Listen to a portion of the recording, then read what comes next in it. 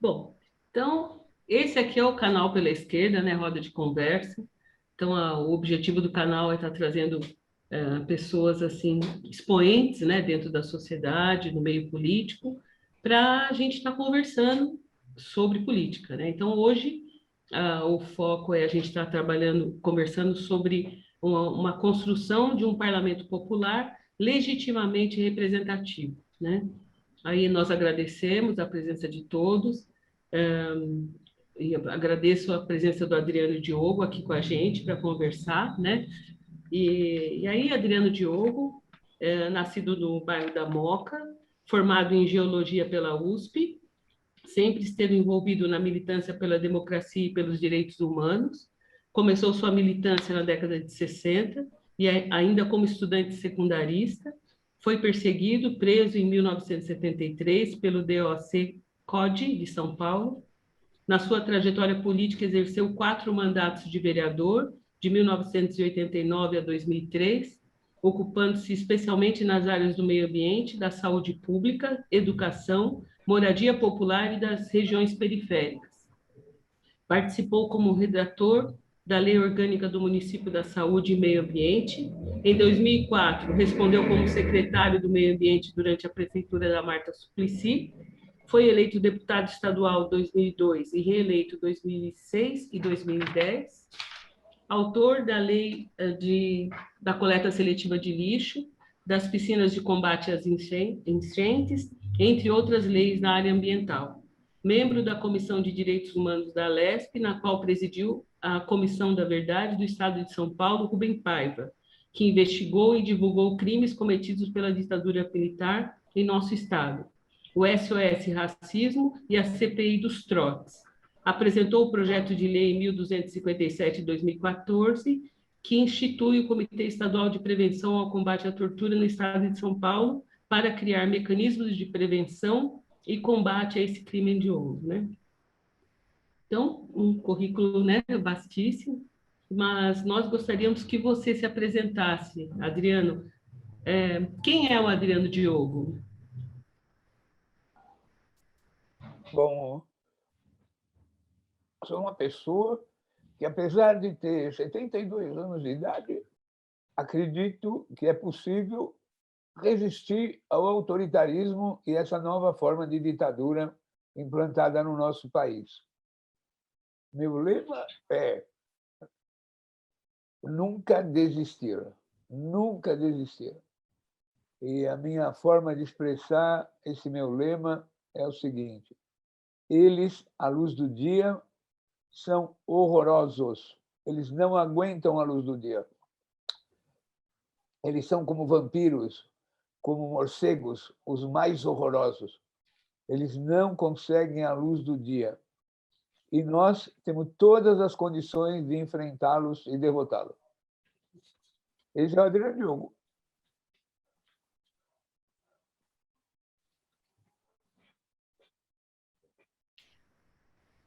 Excelente, excelente. É isso aí. Não aguento a luz do dia, né? Perfeito. Bom, nós temos a proposta de 3 pautas, né? A primeira é a atuação em parlamento, onde a esquerda é minoria. A segunda pauta, mecanismos parlamentares como emendas orçamentárias. E a terceira, reforma eleitoral e eleições 2022, né?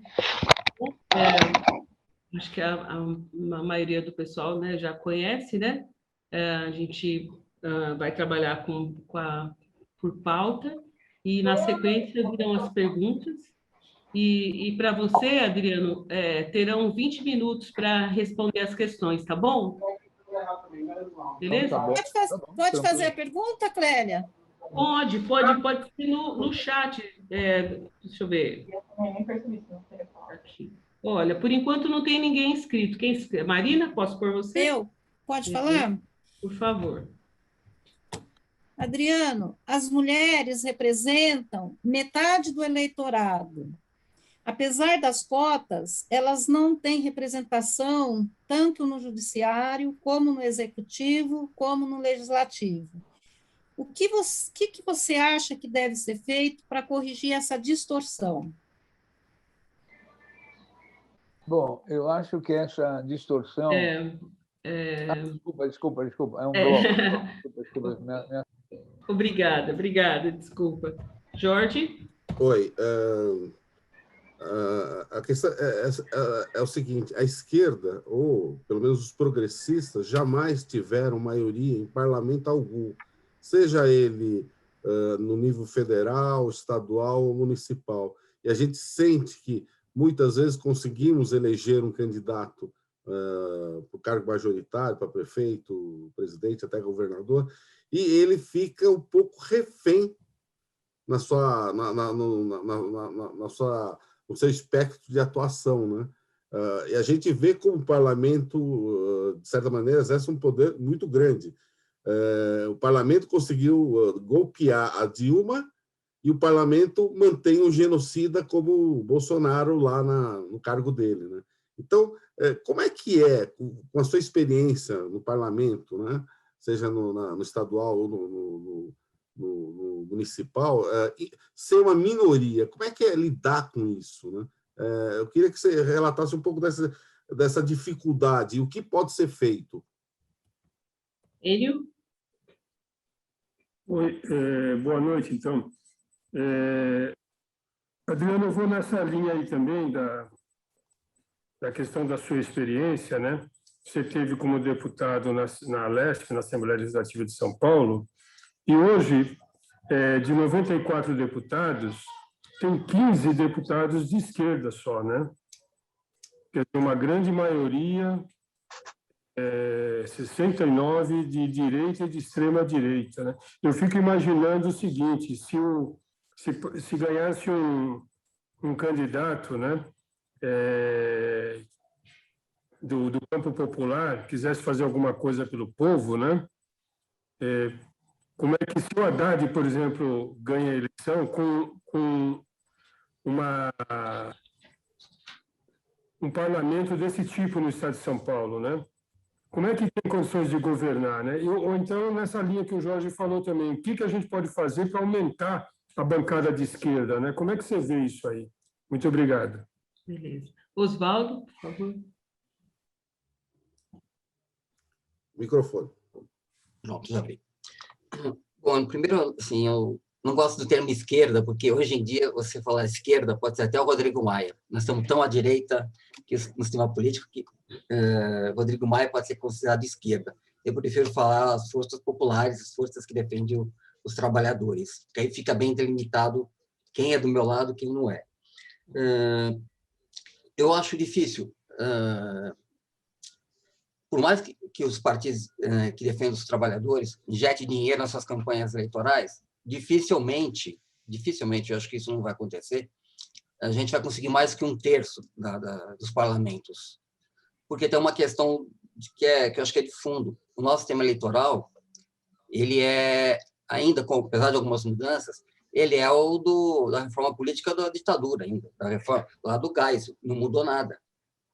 Nós temos distorção de voto, não tem financiamento público de campanha, não tem financiamento de empresa, mas tem de empresário. Agora, se eu sou um empresário, eu ponho 5 filhos que é empresário, cada um dá um bololão de dinheiro, e isso a gente não vai conseguir combater se não tiver uma reforma política.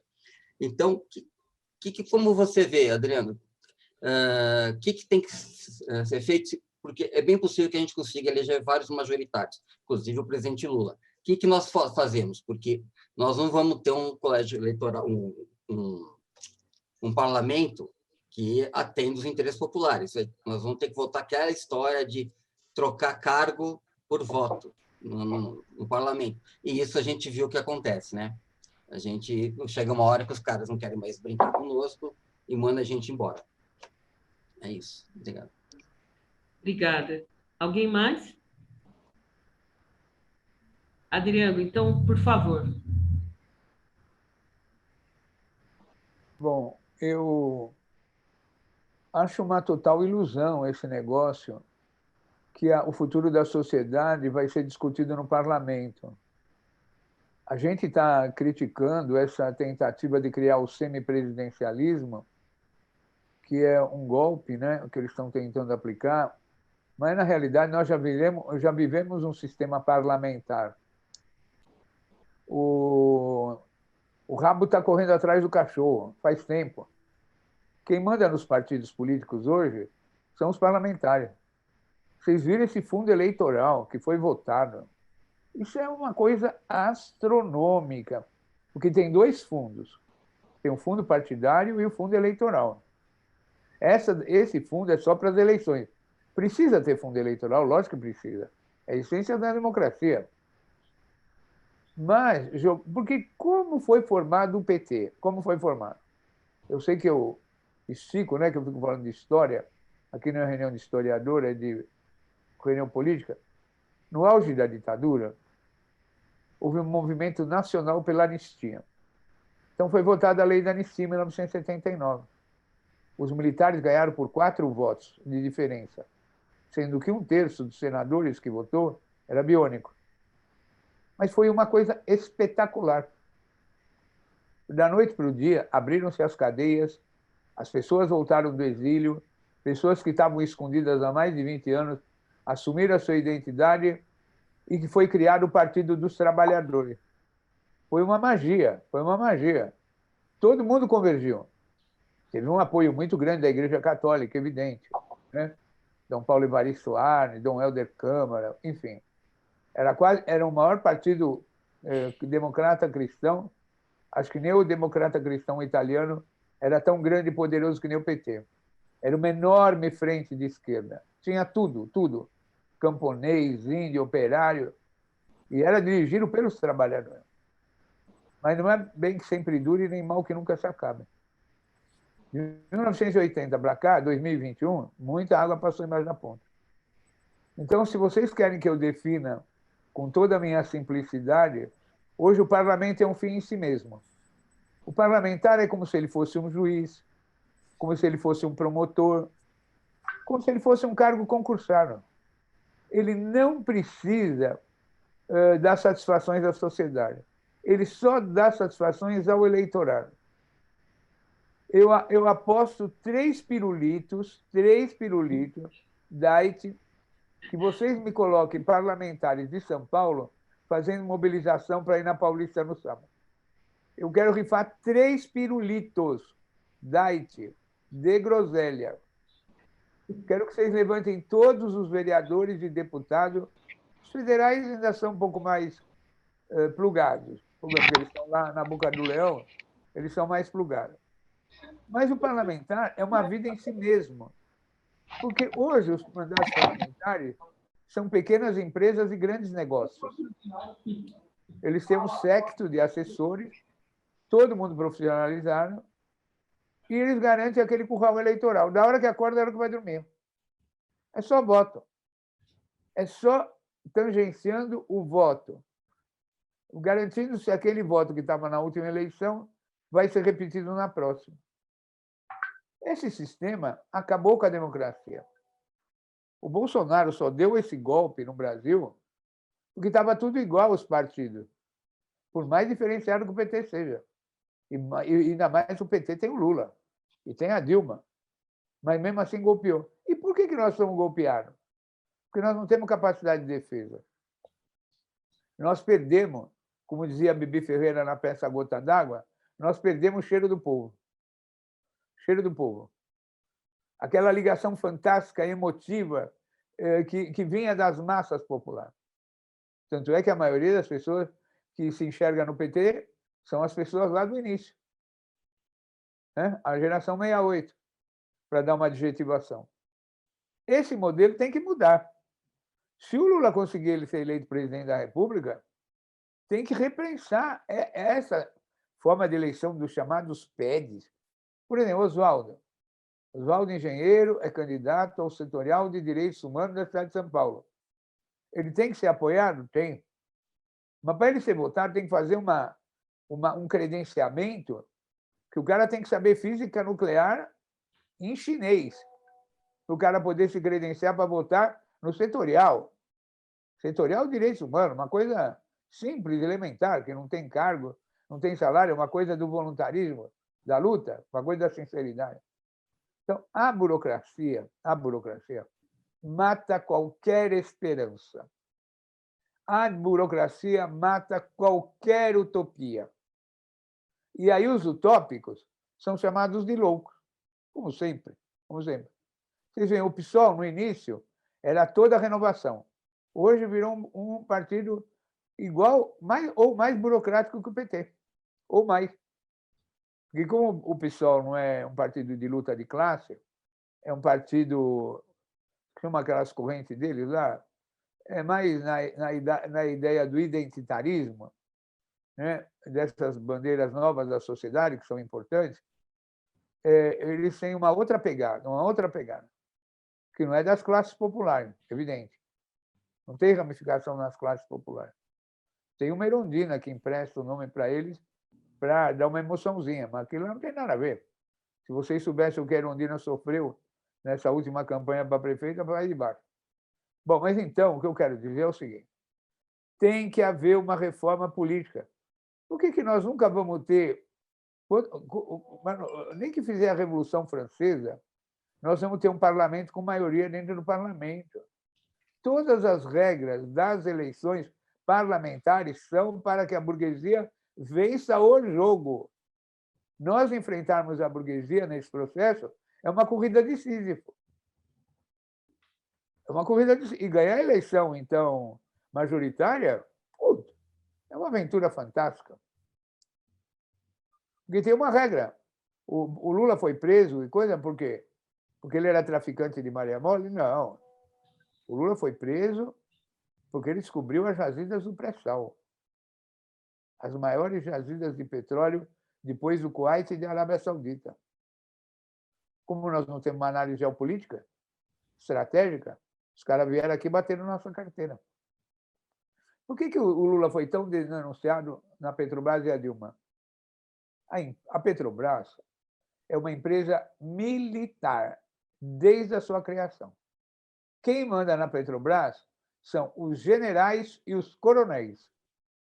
Quando o Lula entrou, ele bagunçou o esquema dos caras.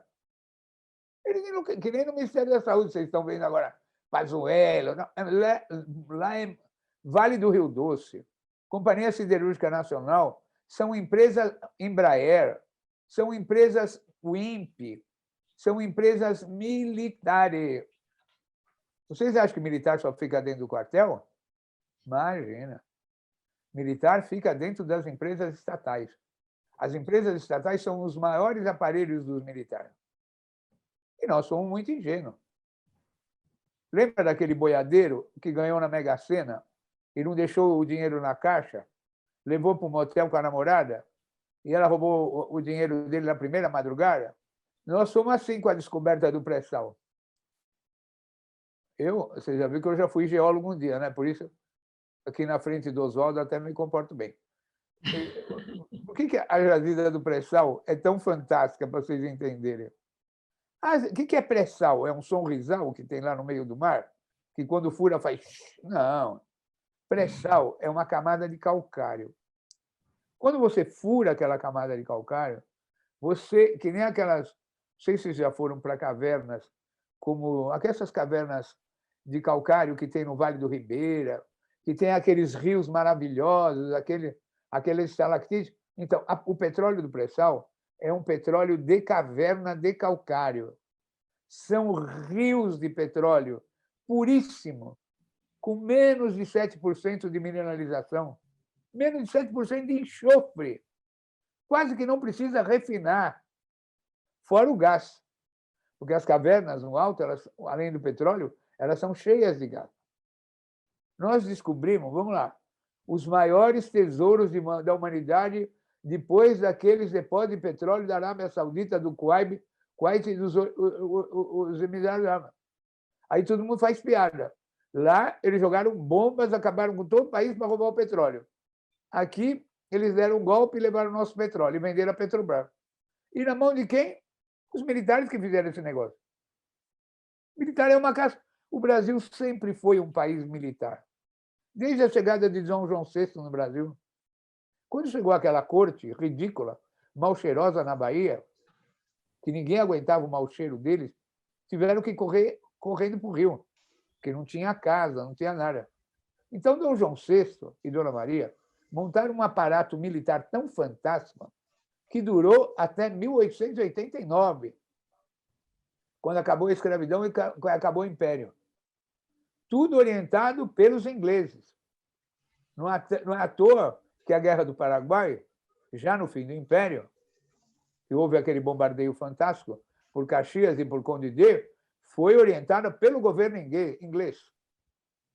Durante a monarquia, nós sempre fomos um protetorado inglês. Inglês. Ninguém aguenta uma monarquia com 100 anos com escravidão. Ninguém aguenta, mas era muito militarizado. E aí, quando veio a República, quem assumiu a República foram 2 militares, Deodoro e Floriano. E depois, de um pouco de bate-cabeça, Getúlio, como militar vindo do Rio Grande do Sul, assume e fica 30 anos. Depois de Getúlio, vieram 2 militares. Dutra, que era ministro de Getúlio, e Eduardo Gomes, da Aeronáutica. Getúlio volta e os militares da Aeronáutica o derrubam, os militares da República do Galeão. Fica aquela confusão no Brasil, Juscelino assume, Goulart assume, e aí eles dão o golpe e ficam 21 anos na ditadura militar. Nós nunca fizemos essa... Quem fazia no PT essas coisas era Marco Aurélio Garcia, tinha algumas pessoas iluminadas que estudavam geopolítica e discutiam à luz do PT. Mas nós, né, fomos crescendo no modelo keynesianista, que foi bom, né? Redistribuição de dinheiro, tal, casas populares, democracia. Agora, o que eu queria dizer para concluir, que eu já estou falando muito longo, é que eu não admito que a gente fique num modelo pessimista, achando que nada vai dar certo, que nada vai ter solução. A tendência da humanidade é melhorar. Essas leis de cotas são importantíssimas. Importantíssimas. Isso vai mudar a cara do Brasil. As universidades federais, embora tenham sido interrompidas, elas são maravilhosas, com toda a juventude negra da periferia. Nós vamos criar um novo país. Por isso que eles deram o golpe. Porque eles não aguentam. A frase mais famosa é o seguinte: não aguento mais ver pobre no aeroporto. Mas não é só eles não aguentam ver pobre na universidade. Aquele filme que a Regina Casé fez, da Ana Mulher, é o Que Horas Ela Volta, né? Que a menina, filha da empregada, era muito melhor aluna que o filho da patroa, que era um vagabundo que não conseguia entrar em nenhuma faculdade. Esse é o Brasil real. Esse é o golpe. Agora, qual é o problema? São eles? Não, somos nós. Somos nós. Nós é que temos que fazer essa leitura, essa interpretação pela esquerda. Pela esquerda. Não há caminhos pela direita, muito menos pelo centro. Os caminhos têm que ser traçados pela esquerda. Tá bom? Era isso que eu queria falar. Obrigada, Adriano.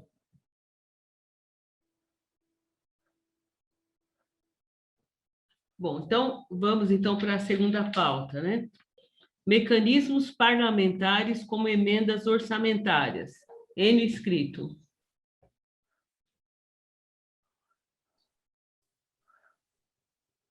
Cadê o Enio? Então, o Adriano falou bem claramente aí, né, da participação militar aí nos vários anos, né? E hoje em dia está se falando até no partido militar, né? Entre aspas, né? E as PMs até estão bem milicianadas, né? Então, praticamente é um braço direito aí da direita, né? Mas, pegando a questão da pauta, então, das emendas parlamentares, queria perguntar para o Adriano se ele, como é que ele vê a questão dessas emendas que hoje, tanto a direita como a esquerda aderiram a essa forma de conduzir o orçamento e tal. Por exemplo, se dentro do PT, vamos pegar a questão do PT, não daria para fazer emendas parlamentares participativas, né? O partido chamar a militância numa região administrativa, sei lá, ou na capital, e falar, olha, as emendas do partido são essas aqui. Como é que a gente pode trabalhar essas emendas na cidade, né? ou numa região? E como é que você vê isso, Adriano? Aí tem a questão dos núcleos também, né? Que a gente poderia ver como é que o partido tem uma política ou não para construção desses núcleos, né? Territoriais, principalmente. Então, como é que você vê isso? Essa é a minha pergunta. Obrigado. Obrigada, Enio. Na verdade, assim, a gente já tinha uma suspeita, né, que o parlamento, do jeito que funciona hoje, né, ele funciona bem para a burguesia, né? Ela funciona dentro de uma regra da burguesia. Mas eu gostaria que, Adriano, você pudesse apontar de uma maneira um pouquinho mais direta, né, algumas ferramentas, né, que tornam esse parlamento um parlamento hostil para as forças populares, né? Não é só o processo o processo eleitoral, eu acredito. O Enio tocou na questão das emendas parlamentares, que são ferramentas de cooptação, né, dos representantes populares que são eleitos, né? Então, se você pudesse apontar alguns elementos que deixassem mais claro como esse parlamento é um parlamento montado de acordo com a necessidade da burguesia, ia ser interessante assim, e educativo para a gente também. Obrigada, Jorge. Oswaldo, por favor. Eu até esqueci de falar, dizer na fala anterior, que na questão da representação, nós temos um problema que é maior ainda, né? Que nós enquanto governo, nós não tiramos o artigo 142, que hoje dá poder aos militares tutelarem, que é lei e interpretação. E hoje, na interpretação de direita, os militares podem tutelar a gente a hora que quiser. E não só o exército, né? Mas acho que metade das polícias militares está sob a influência do Bolsonaro. Mas sobre esse item das emendas parlamentares, eu não sei se o Adriano concorda ou não, mas assim, eu sou absolutamente contra, porque isso, para mim, é uma forma do executivo comprar os parlamentares com as suas propostas, porque, como disse o Adriano, se eu entendi certo, a nossa Constituição foi feita com um regime parlamentarista, só que na hora H tiraram o parlamentarismo, colocaram o presidencialismo e ficou esse negócio que é ingovernável. E as emendas, para mim, emendas parlamentares, é uma forma de você dar o toma lá, da cá, de forma legal. Emendas, para mim, teria que ser por partido. Aí o partido faz a lista que ele gasta, faz a opção que ele quiser para distribuição. Mas tem essa história de você dar emenda parlamentar, o executivo que destina. Então, para mim, fica muito clara a compra de voto.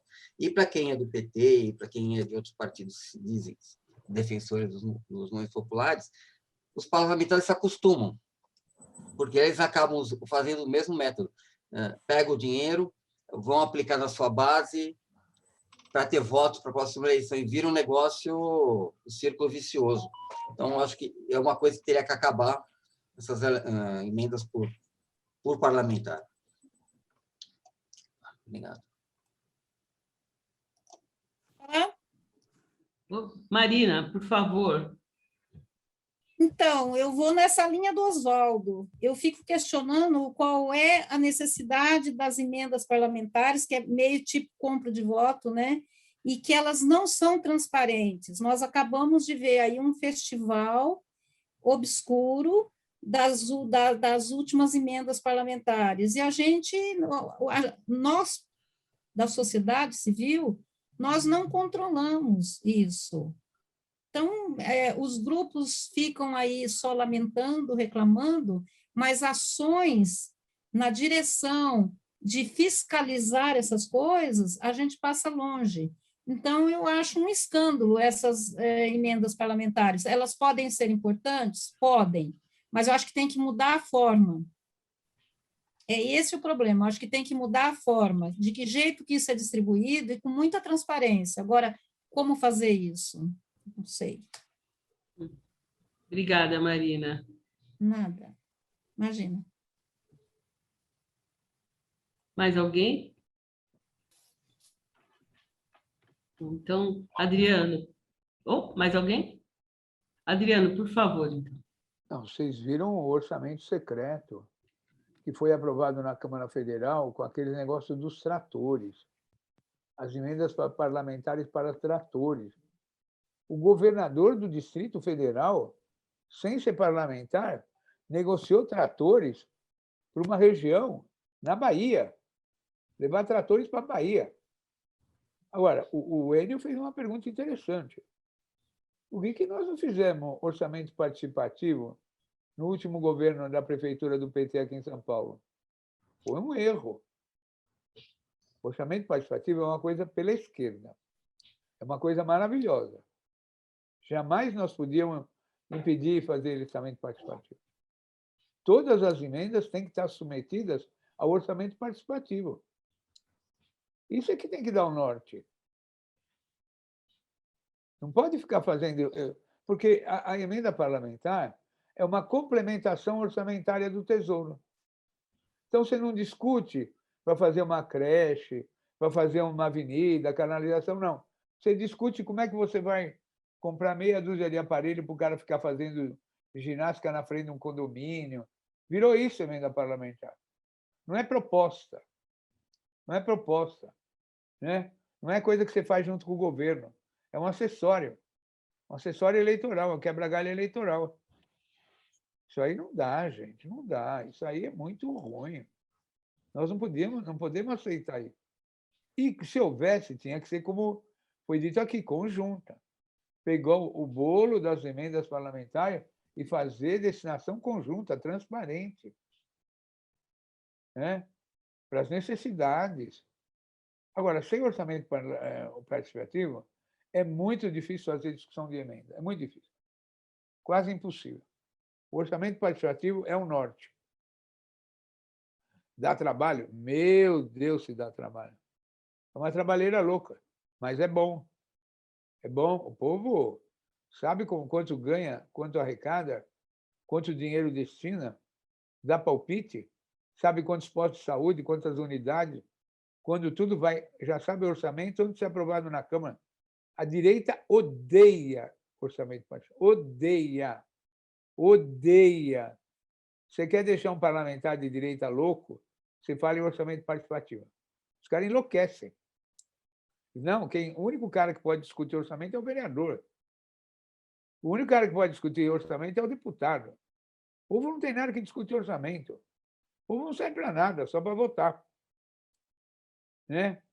Então, a participação popular, sem participar do orçamento, porque onde está o centro nevrálgico da luta? É a participação popular. E o que aconteceu hoje? As lideranças populares são funcionários de gabinete. São funcionários de gabinete, eles não têm autonomia nenhuma. Não têm autonomia. E o grau de antagonismo que existe entre parlamentares do mesmo partido é absurdo. Como se fossem partidos diferentes. Tem que mudar para a lista partidária. Tem que ter lista partidária, gente. Tem que ter lista partidária. O dinheiro destinado às campanhas tem que ser público. Né? Então, antes da eleição, você já sabe quem vai ser eleito. Sabe por quê? Pela quantidade de dinheiro que o cara vai ter para fazer a campanha. Já tem a lista. A lista não está aprovada, mas ela existe. Então, se o Lula voltar, repetindo, vamos mudar esse sistema. Vamos refundar. as bases da sociedade. Porque as pessoas, hoje as pessoas se percebem que elas são militantes. De militantes, elas viraram militantes. Isso aí esvazia qualquer sentimento. Ninguém apita mais. Onde você se reúne? No núcleo? No diretório? Aonde tem reunião? Quando tem reunião? O que delibera? É isso. Muito simples. Perfeito. Marina, aliás, Oswaldo? Já falei. Já perguntei, já falei. Ah, sim. Marina. Bom, desculpa aí. Bom, podemos passar para o próximo? Bom, então a terceira pauta é reforma eleitoral e eleições 2022.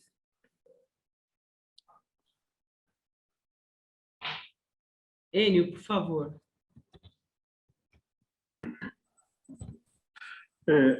Vamos lá, então, para as eleições de 2022, né? Adriano, eu tenho a impressão que o povo está querendo votar no Lula, né? E agora a gente fica preocupado, é o seguinte, o pessoal votar no Lula e depois não votar num deputado ou do PT ou de esquerda, né? O Lula na eleição, no primeiro mandato dele, parece que tinha 91 deputados do PT, né, de um total de 513, se eu não me engano, né? Então, quer dizer, votar no Lula só, eu estou falando para as pessoas, né? Se a gente fizer isso, a gente está jogando o Lula na fogueira, né? Porque ele foi tentado dar um golpe nele em 2016, né? Nele no governo, né? No Brasil, né? E devido à habilidade e tal, e aí tem essa questão da governabilidade, né? Eu estou pondo aí, quando posso, nas redes, né? Hashtag Lula mais 51% de parlamentares. É exagero? Pode ser. Mas eu acho que a gente tem que colocar isso na nossa cultura, né? Na mente das pessoas, né? Na mente do eleitor.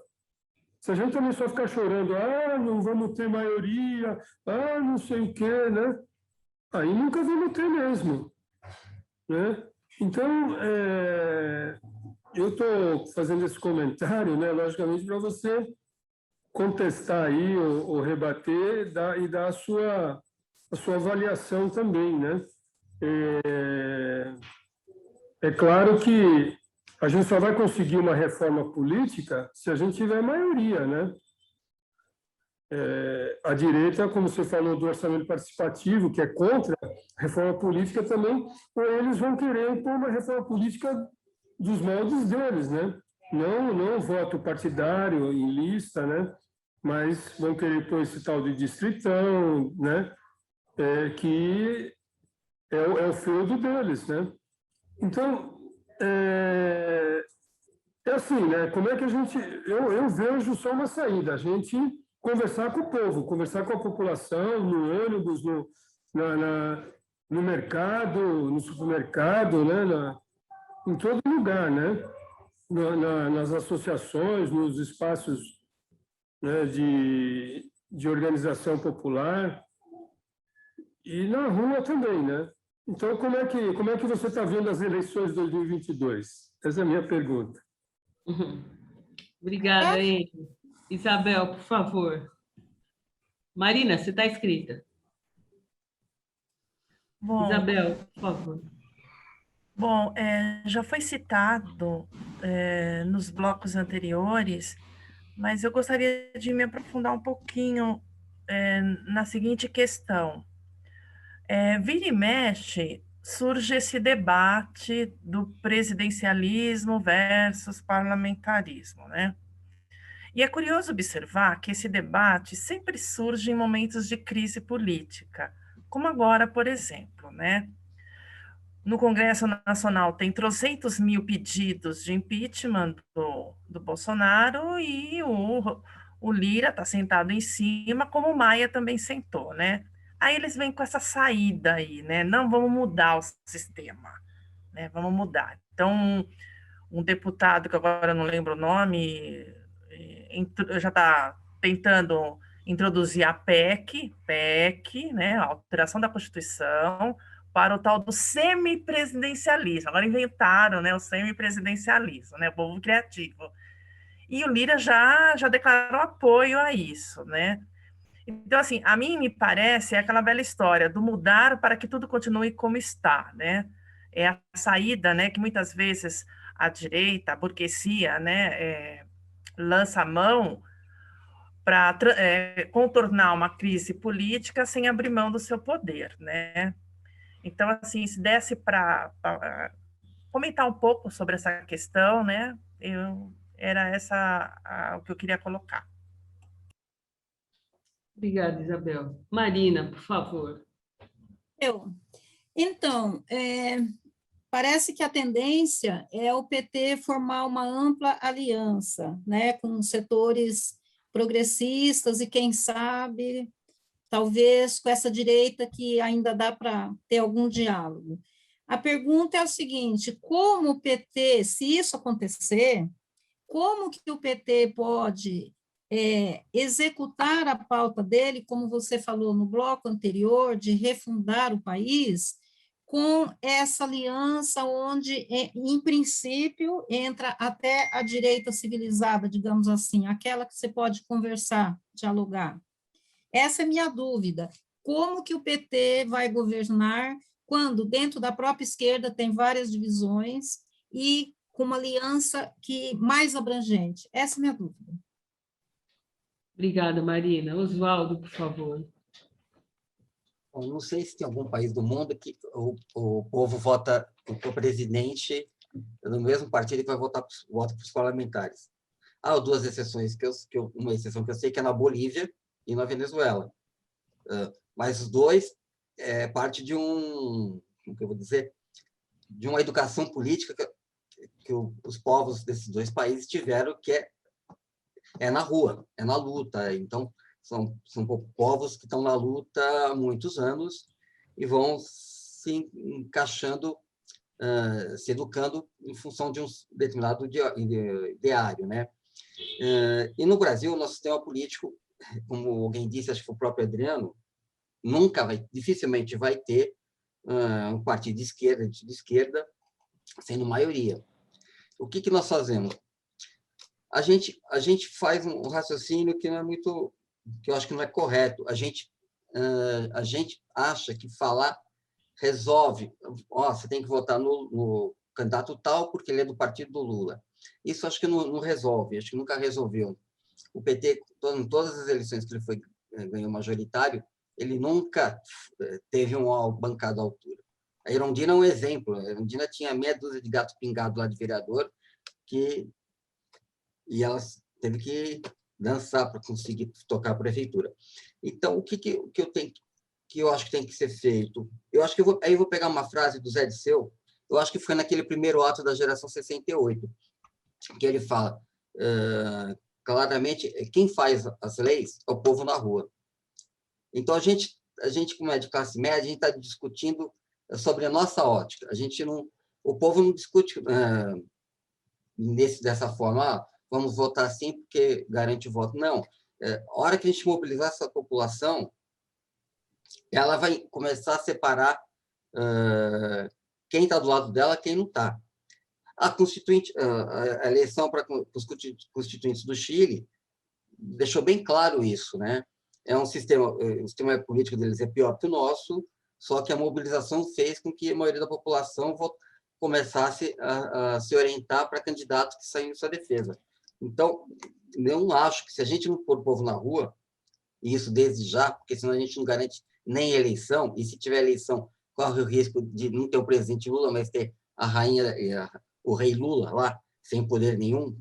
Então, é isso, acho que a gente tem que ficar na rua desde o dia 24, e pronto, é aí que a gente educa a população. É isso, obrigado. Obrigado, Oswaldo. Jorge, por favor. Eu vou mudar um pouco o foco, né, para uma questão externa, para uma questão interna.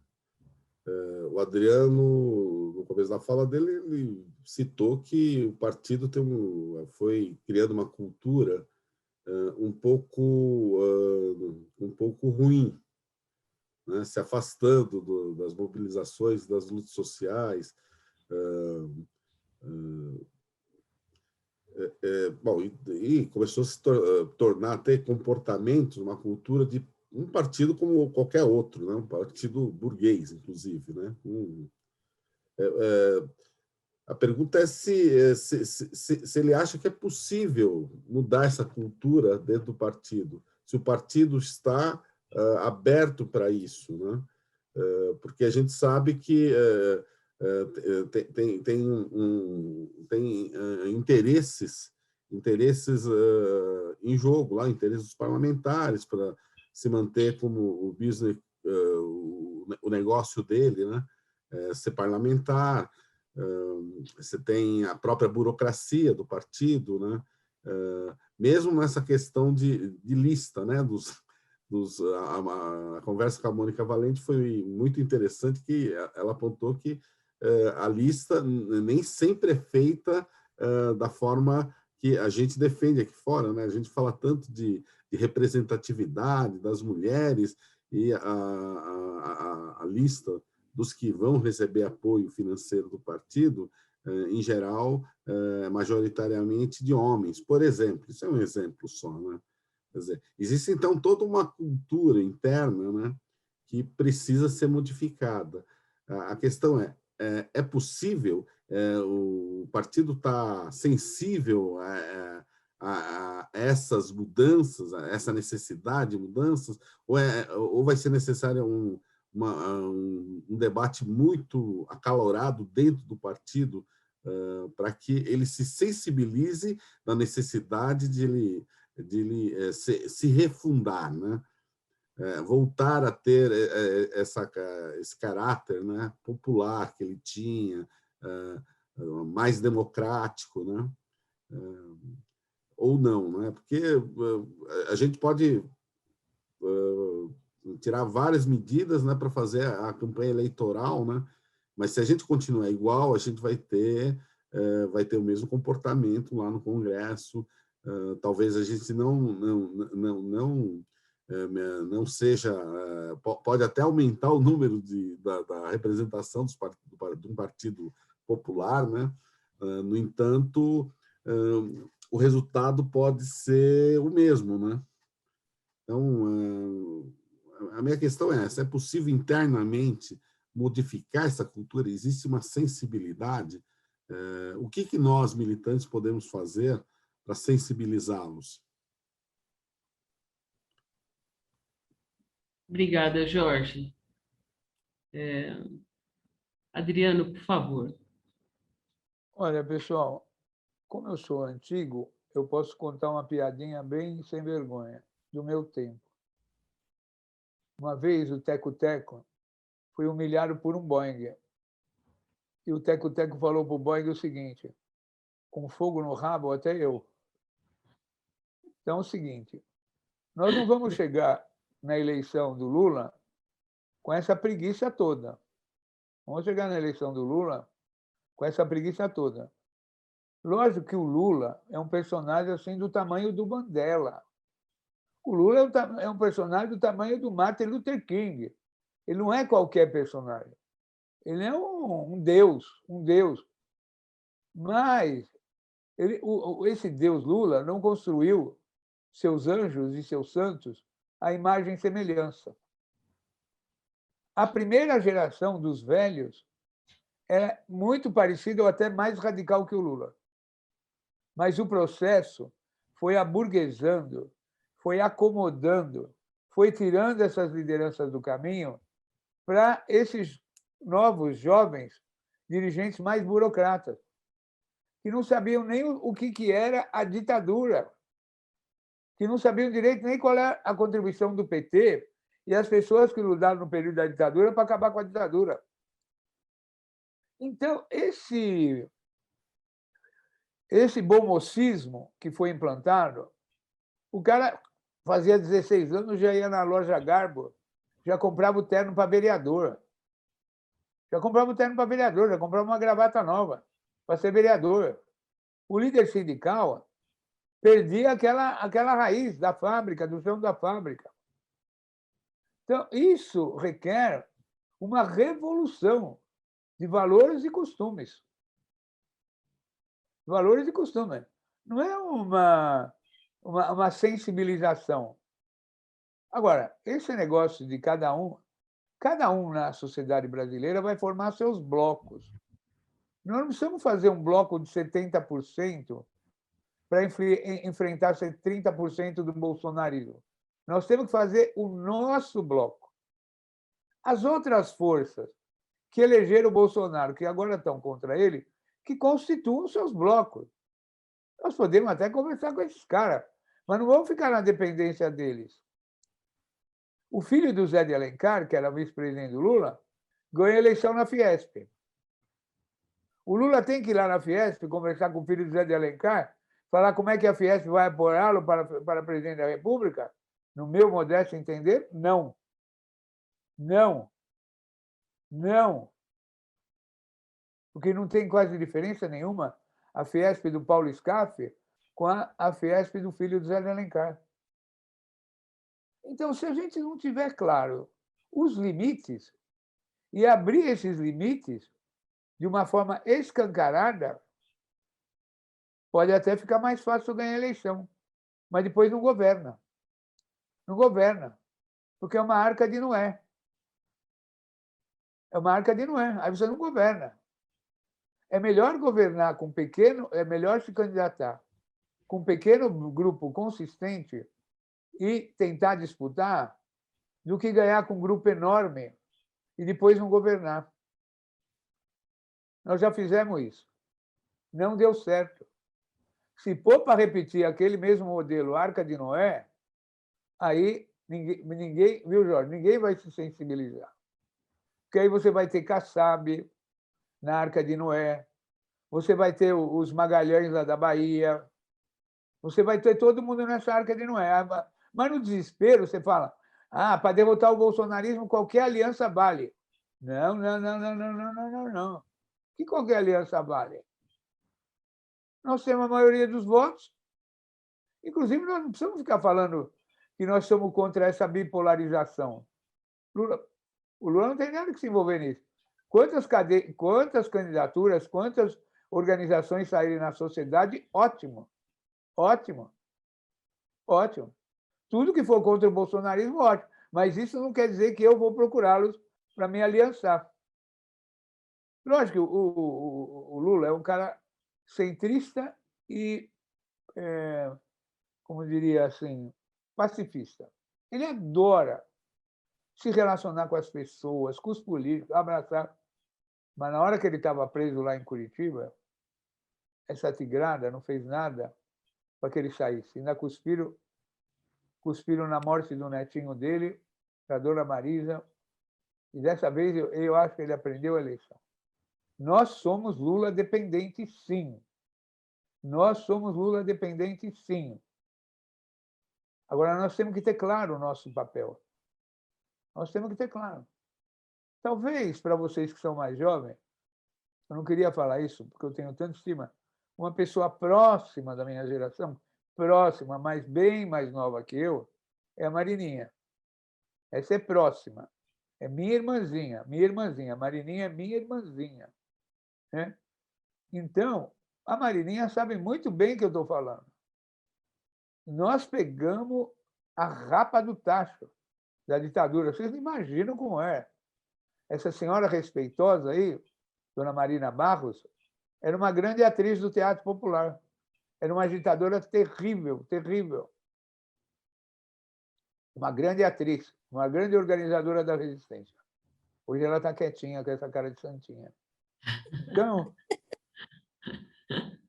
mas essa era um capeta. Vocês imaginam que ela era um capeta. Então, estou falando isso com toda a sinceridade. Vou falar uma coisa bem baixinho no ouvido de vocês.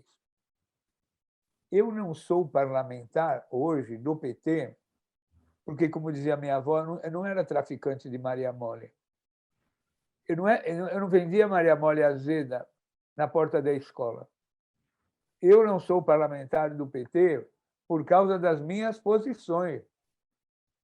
Porque eu sou incorruptível, eu sou coerente, e tudo que eu achei no fim da ditadura, eu acho até hoje. Entendeu? Então, não que eu estou me supervalorizando. Como eu, tem milhares. Se vocês forem nos sindicatos, o que tem de senhores lá, velhinhos, banidos, uma coisa terrível. Gente que deu a vida, da primeira aula do Lula. Deu a vida. Então, esse etarismo de etário, esse etarismo está mais para otarismo de otário do que de conflito de gerações. Lógico que nós temos que ter uma renovação, trazer a juventude, mas excluir os velhos que lutaram, que deram a sua vida, porque eles não obedecem mais os padrões de comportamento parlamentar, não, está errado. E o Lula sabe disso.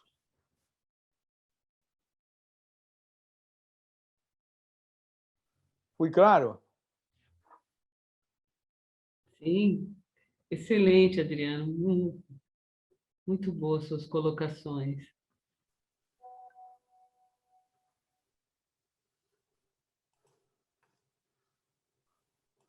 Eu queria dizer o seguinte, obrigada pelos elogios, mas eu também devo dizer que ele sabe tudo isso porque ele também estava junto na luta, ele também fez teatro, ele também ia para a periferia, ele também estava lá militando.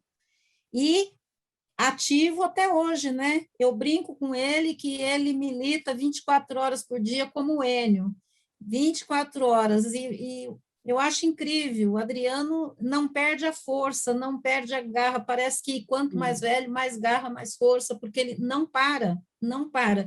E ele transita por vários setores, ele pode conversar sobre vários assuntos. É um amigo, assim, do coração, assim, e vai morar no coração eternamente. Que Obrigado, lindo, Marina. Obrigado, Marina. Mais alguém? Também ao Adriano, então, né, pela essa conversa aqui, né? E eu acho que aí está na hora do encerramento e a gente convocar todo mundo aí para o dia 29, para o dia 24 agora, né? Sábado, né? Sim, Eu acho sim, que com eu vou na certeza. rua, né? E não só para a questão das vacinas também, mas eu acho que é todo um processo e a população começa a conversar mais sobre política, né? Na sociedade e tal, e essas mobilizações elas são muito importantes para trazer a questão da política, que tem a ver com toda a nossa situação, né? Com o preço do gás que está aumentando, preço da carne, né? Com os salários, né? que estão congelados, com a aposentadoria que está indo embora, né? Com o meio ambiente que está sendo destruído, né? Então, é fora Bolsonaro e luta na rua. Obrigado, Adriano, obrigado, Clélia e todos. Obrigada, Adriano. Obrigado. Prazer ter Querida, conhecido. muito obrigado. Viu? Boa noite. Pede para o Adriano fazer as considerações finais, Clélia. Assim, Adriano, a gente também gostaria de pedir para você uma indicação para as próximas rodas de conversa, e aí depois você pode conversar com ele ou alguma outra pessoa que pudesse estar vindo aqui conversar com a gente, tá bom? Então, Gente, o Adriano conhece o universo. É impressionante. Em qualquer área, ele conhece o universo inteiro da esquerda. Tem contato com todo mundo. Olha, que maravilha! Então Verdade. é ele mesmo. Ele mesmo. Convidem o Luiz Eduardo, está com uma análise muito boa, Luiz Eduardo Greenhalgh. O Genuíno está com uma análise muito boa.